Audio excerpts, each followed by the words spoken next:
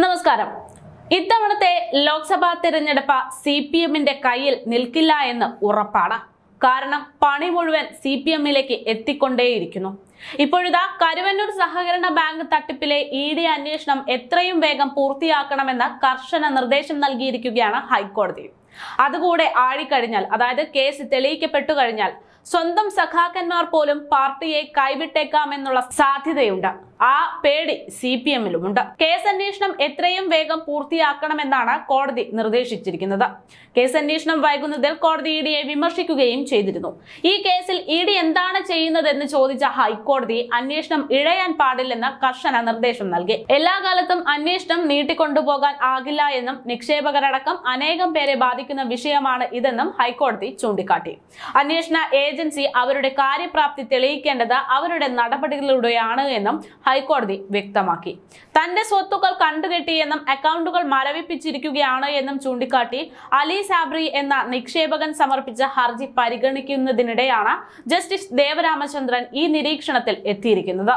അലി സാബ്രിയുടെ കേസുമായി ബന്ധപ്പെട്ട ED വിചാരണ കോടതിയിൽ സമർപ്പിച്ച കുറ്റപത്രം ഹാജരാക്കാനും ഹൈക്കോടതി നിർദ്ദേശിച്ചു.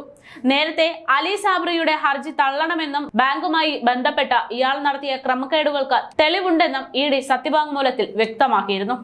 കേസ് പരിഗണിച്ചപ്പോൾ ഇക്കാര്യം കോടതി ആരായുകയും ചെയ്തു.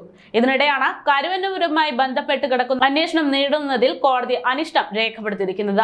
നേരത്തെ കേസ് പരിഗണിച്ചപ്പോഴും കോടതി ഈ നിരീക്ഷണത്തിൽ എത്തിയിരുന്നു.